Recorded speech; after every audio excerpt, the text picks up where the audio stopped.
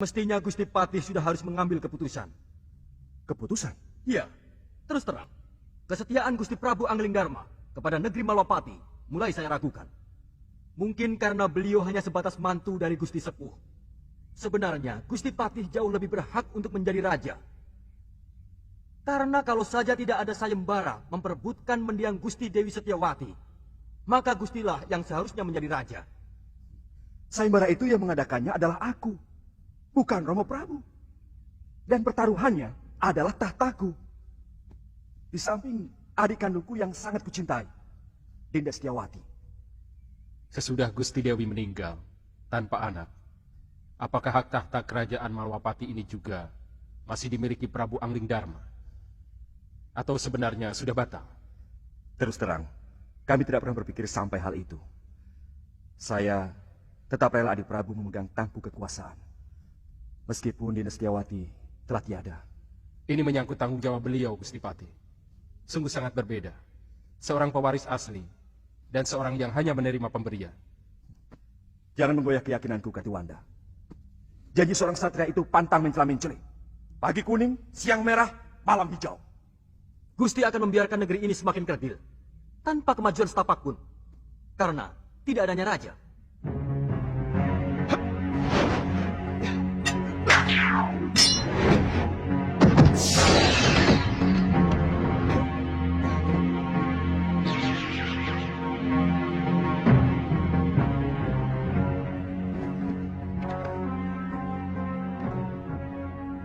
Tidak, tidak benar semua ini.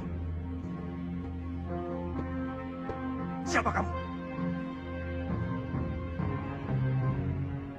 Apa aku sudah banyak berubah, Kakang Madrin? Adik Prabu seorang yang sangat santun. Sedangkan caramu datang sembunyi-sembunyi seperti maling. Maafkan aku, Kakang Madrin. Sebenarnya aku ingin membuat sebuah kejutan kepada kalian. Tapi mendengar pembicaraan kalian barusan, membuat aku kurang bernafsu. Maaf, aku masih menyaksikan kebenaranmu sebagai Prabu Anglingdarma. Apakah kamu sanggup meyakinkan aku bahwa kamu adalah rajaku? Kamu menantangku, Kakang Madrin? Aku wajib meyakini kebenaran dari raja negeriku.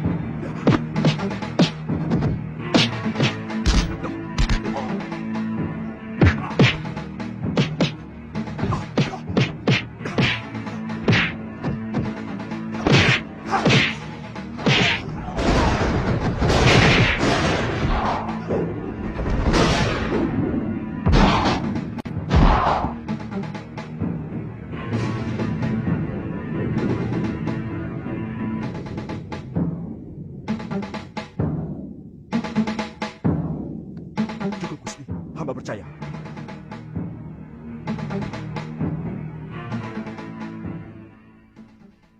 Pengembaranku ternyata tidak sia-sia, Kakang Madrin.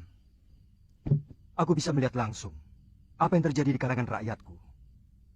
Berbagai macam bentuk kehidupan yang selama ini belum pernah saya lihat dari tembok ke daton. Sudah merupakan kebiasaan. Seorang Prabu biasanya cukup melihat kehidupan rakyatnya lewat laporan para tumenggung dan adipati. Adipati menerima laporan dari para kubu dan bekel. Bekel menerima laporan dari Jagabaya dan para kepala kampung. Itulah kenapa banyak raja yang menjadi membambung. Maksud tadi Prabu? Banyak rakyat yang menderita. Tapi raja tidak mampu melihatnya. Tidak sedikit rakyat yang menjerit karena penderitaan mereka. Tapi kuping raja sama sekali tidak bisa mendengar. Karena semua laporan kehidupan yang masuk ke dalam kedaton sudah disaring dan diberi bedah. Supaya kelihatan indah, adem ayem, toto tentrem, kerto raharjo. Tidak baik seorang raja harus memikirkan hal-hal sepele seperti itu. Semua itu cukup ditangani oleh para rakyat dan tumenggung. Sebab ada yang jauh lebih penting dari urusan tetek bengek seperti itu. Adalah bagaimana supaya bisa menjaga wibawa. Pengembaranku selama ini membuka mata dan telingaku. Bahwa ternyata rakyat tidak pernah peduli. Apakah rajanya berwibawa atau tidak. Yang penting bagi mereka, apakah raja memperhatikan nasib mereka atau tidak. Dinda Prabu, baru beberapa hari di sini. Sebenarnya akan lebih baik kalau Dinda pergi setelah melakukan pasamuan agung dengan segenap tamu. Terus terang, hampir seluruh rakyat Malawapati masih berkabung. Pertama karena kematian Dinda Setiawati. Dan kedua, karena kepergian adik Prabu sendiri. Kakang Madrim, masih ada beberapa persoalan yang belum aku selesaikan. Aku akan segera kembali kalau semua persoalan sudah bisa dibereskan. Jaga baik-baik negeri ini, Kakang. Dan perintahkan rakyat menghentikan perkabungan. Karena aku masih dalam keadaan selamat. Baik, Dinda Prabu.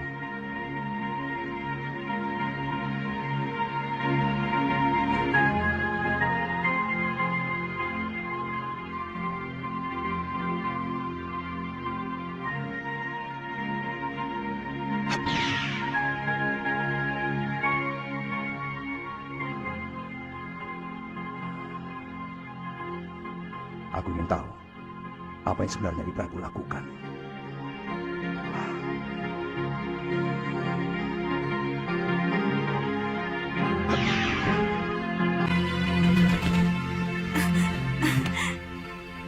Putih,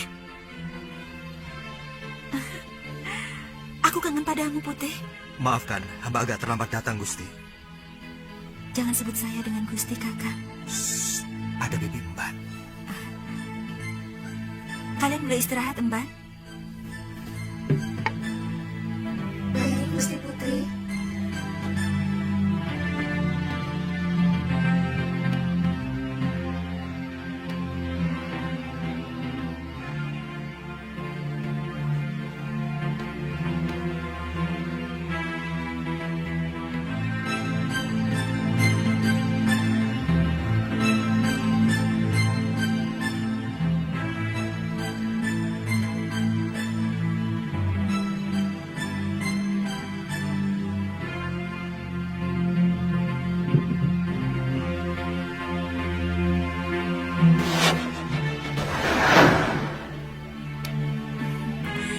Saya benar-benar kangen padamu, Kanda Prabu. Dewiku. Seandainya bumi ini bisa kusempitkan, ingin rasanya aku mendekatkan Malwapati dengan Bojanegoro. Sehingga aku bisa melakukan tugas tanpa meninggalkan kamu. Saya sangat cemas. Kanda Prabu tidak kunjung datang. Dinda, percayalah. Dindalah wanita yang saya idamkan untuk pendamping saya. Kanda, hamba takut pangeran dari Sedayu itu akan disetujui ayahanda.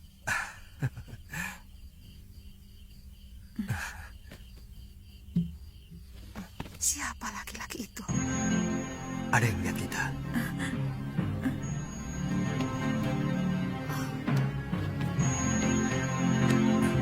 Kurang ajar.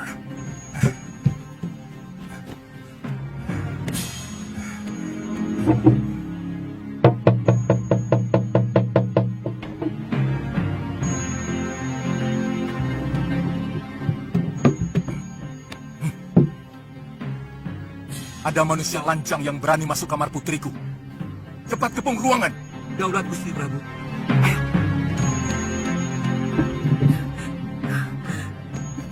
Cepat lari, Kanda Prabu. Ayahanda dan para penggawa datang kemari. Tenang, Dinda Dewi.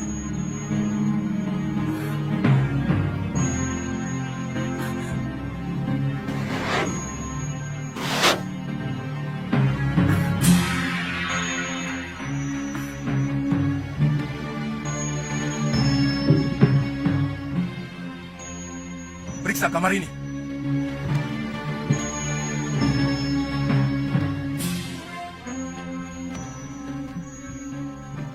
Sekar, siapa lelaki lancang yang berani tandang ke bilikmu? Lelaki yang mana? Hamba tidak mengerti, Ayahanda Prabu. Sekar, jangan bohong. Ibu melihat dengan mata kepala sendiri. Anakku, terus teranglah. Jangan permalukan ayahmu. Karena aku selalu memberi kebanggaan kepadamu. Kami hanya menemukan ini, Gusti Prabu. Penjarakan Belibis ini. Baik, Gusti Prabu. Jangan, Ramanda Prabu. Dia sahabat hamba. Dia penghibur hamba. Untuk kebaikan bersama, anakku. Kalau ternyata si Putri memang tidak bersalah, pasti ayahanda kembalikan kepadamu. Ibu, jangan sakiti Belibis itu. Dia tidak bersalah. Katakan dengan jujur, anakku. Siapa laki-laki yang tadi berpelukan denganmu? Dia hanya hayalan saya, Ibu. Hayalan yang selalu diwujudkan oleh Belibis waktu itu. Karena saya tidak mau dijodohkan dengan Pangeran Sedayu. Anakku, orang tua selalu memberikan yang terbaik untuk anaknya. Pangeran Sedayu bukan orang sembarangan. Dia calon Betarari Sedayu. Dan dia mewarisi negeri yang sangat subur. Dia pasti akan membahagiakanmu, nak.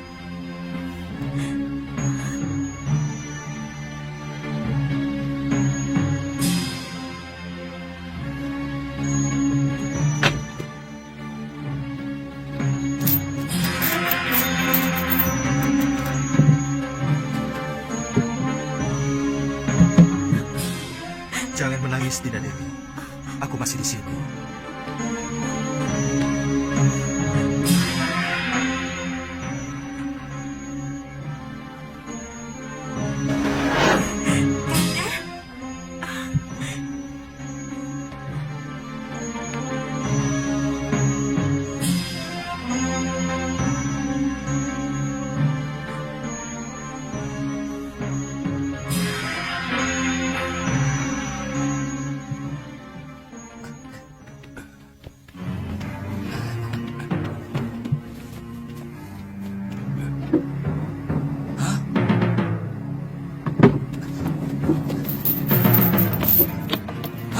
Burungnya berubah jadi kain.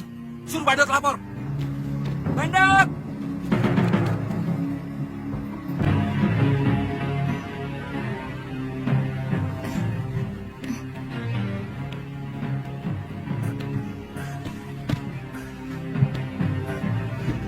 Ampun, Gusti Prabu. Ada berita yang sangat penting, Gusti Prabu.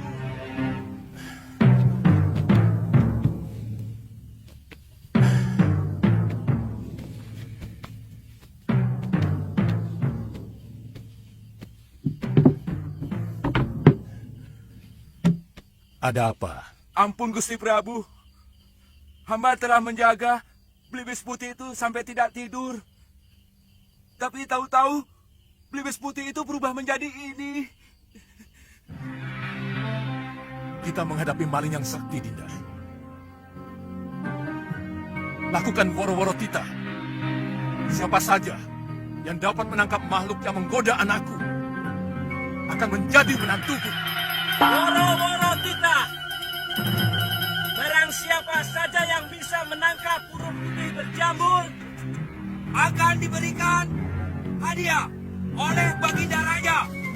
Dan barang siapa dengan sengaja menyembunyikan burung putih berjambul akan mendapat hukuman seberat-beratnya.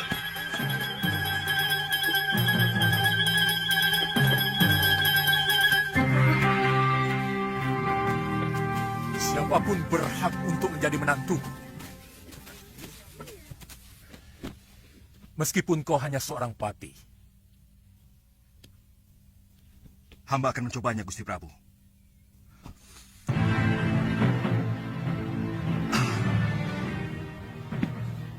Boleh.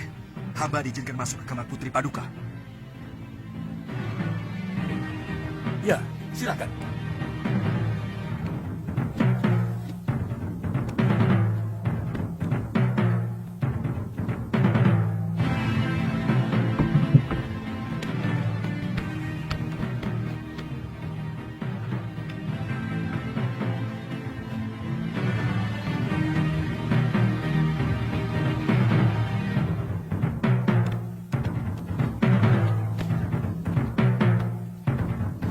Ada apa ya? Tidak tahu.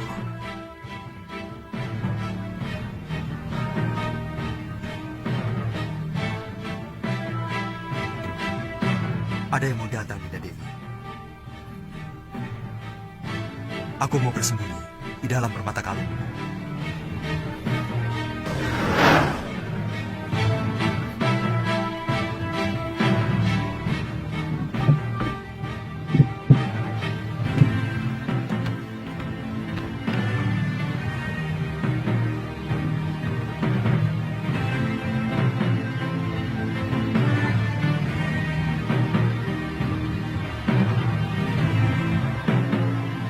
Maaf, Gusti Dewi.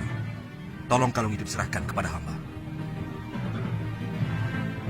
Serahkan anakku. Serahkan, Dinda Dewi. Aku mau pindah.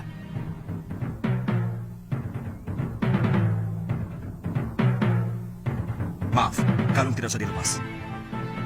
Tolong serahkan giwang yang ada di kuping kiri Gusti Dewi. Serahkan, Dinda Dewi. Aku mau pindah lagi.